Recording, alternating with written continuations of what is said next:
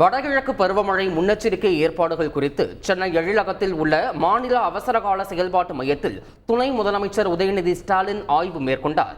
இது தொடர்பான கூடுதல் விவரங்களை எமது செய்தியாளர் பாஸ்கரன் வழங்கிட கேட்கலாம். பாஸ்கரன், வணக்கம்.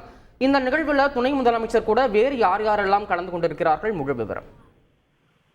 வடகிழக்கு பருவமழை அக்டோபர் 3வது வாரத்தில் தொடங்க உள்ள நிலையில தமிழகம் முழுவதும் என்ன ஏற்பாடுகள் செய்யப்பட்டிருக்கிறது, நிவாரண முகாம்கள் எங்கு அமைக்கப்பட உள்ளது, தாழ்வான பகுதிகளில் நீர் புகழ்ந்தால் அங்க இருக்கக்கூடிய மக்களை முன்கூட்டியே பாதுகாப்பாக அழைத்து வருவதற்குண்டான ஏற்பாடுகள், அதே போல வானிலை ஆய்வு மையத்தினுடைய தொடர் எச்சரிக்கை எல்லாம் மாநில கட்டுப்பாட்டு மையத்துக்கு எவ்வாறு கிடைக்கப்பெறுகிறது, அதன் மூலமாக துரித நடவடிக்கைகள் மேற்கொள்வதற்கு தொழில்நுட்ப ரீதியாக என்னென்ன நடவடிக்கை மேற்கொள்ளப்பட்டிருக்கிறது என்பது தொடர்பாக துணை முதலமைச்சர் உதயநிதி ஸ்டாலின் அவர்கள் அந்த மையத்துக்கு நேரடியாக சென்று ஆய்வுகளை மேற்கொண்டார்.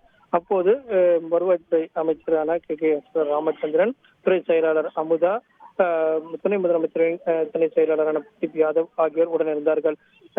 துணை முதலமைச்சர் உதயநிதி ஸ்டாலின் அவர்கள் அதிகாரிகளிடம் இங்க என்னென்ன மாதிரி கட்டுப்பாட்டு மையத்துல செயல்பாடுகள் அமைய உள்ளது, அதே நேரத்துல ஒரு உயிரிழப்பு கூட ஏற்படாத வகையில வடகிழக்கு பருவமழையுடைய முன்னெச்சரிக்கை நடவடிக்கைகள் இருக்க வேண்டும் என்று தமிழக முதலமைச்சர் உத்தரவு பிறப்பித்ததன் அடிப்படையில் என்ன நடவடிக்கை மேற்கொள்ளப்பட்டிருக்கிறது என்பது குறித்து நேரில் ஆய்வுகளை மேற்கொண்டார்.